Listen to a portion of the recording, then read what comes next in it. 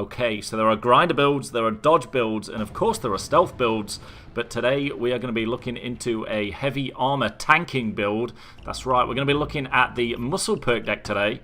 And with its recent update a couple of weeks ago, there is something in here that is actually very awesome, and it is this. Look, 800-pound gorilla.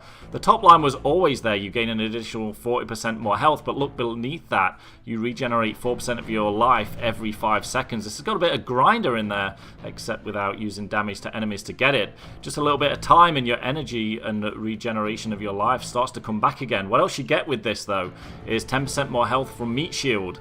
You get 20% more health from giant strength, and you get this little useless one, disturbing the peace. Not really that bothered about it, but we really want it for the 800-pound gorilla.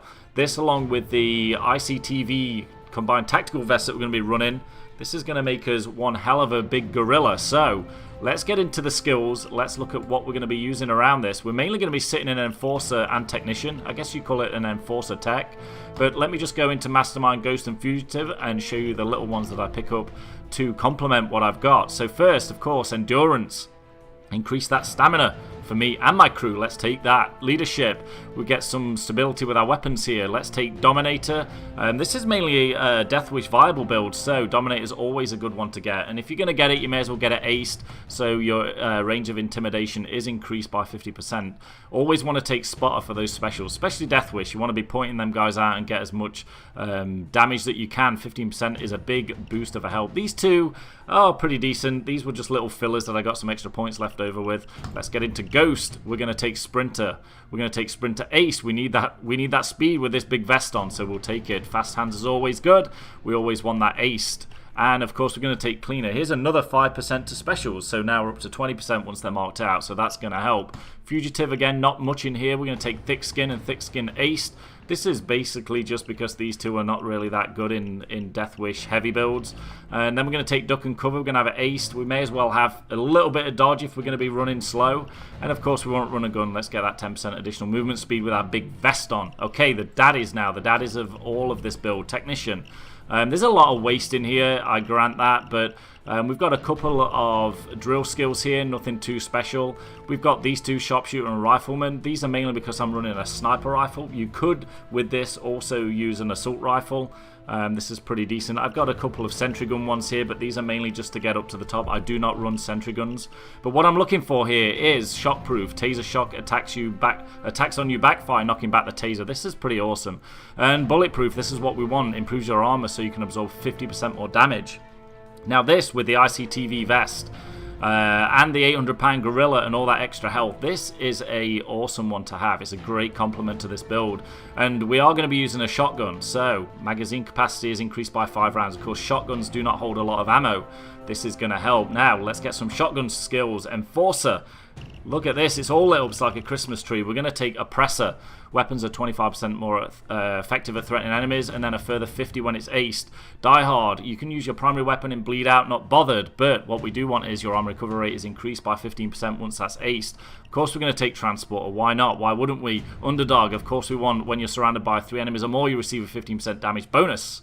When you are surrounded by 3 enemies or more, you receive 15% less damage. Okay, that's awesome. Here's the shotguns.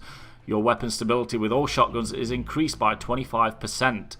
Aced, you deal 35% more damage with shotguns. The shotgun in this game, the Locomotive, is a secondary. It's going to be one of the best guns in the game, in my opinion. Shotgun CQB, Close Quarters Combat, increase your shotgun reload speed by 50%.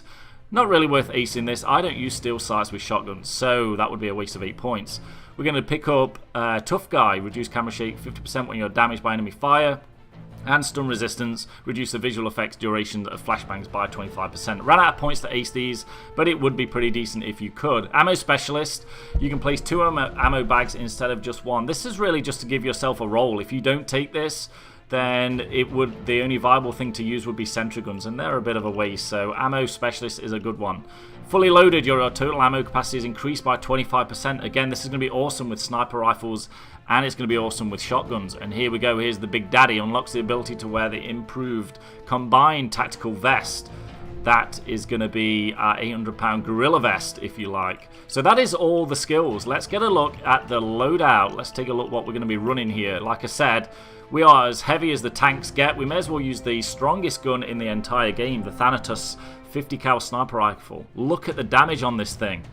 3,024. That is by far the biggest damage of any gun in this game. The other sniper rifles that I have in my builds here, I have, what is this? This is the R93. The damage on that is 263 against the Thanatos. 3,024. Of course you're going to take an ammo hit.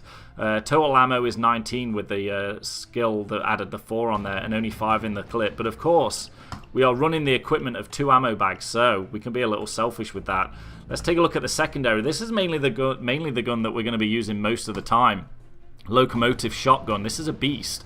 Look at what we did to this with the skills and the perks and everything. So the total now in the magazine is going to be 15 as opposed to 6 with the base. We're going to be running 38 instead of 30, and the damage has gone up from 65 to 105. Stability has gone from 6 to 35. And the threat has gone from 28 to 60. We've really buffed this thing up, and it's awesome. Melee doesn't really matter.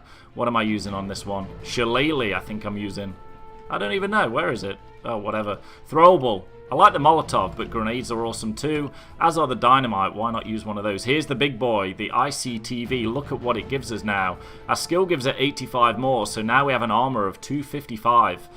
It does slow us down a little bit, but when you're playing this, you don't feel that slow when you've got those skills. The equipment, of course, we're going to be running the ammo bags. And that is it. That is the tank. This is Death Wish viable. It is awesome. You'll be taking shots from everybody, and if you do get a little injured, then just crawl off to the corner and you will regen that health. This is a sweet little build, but feel free to leave me some comments if you would change something, but I like it just the way it is. I am that 800-pound gorilla. Enjoy.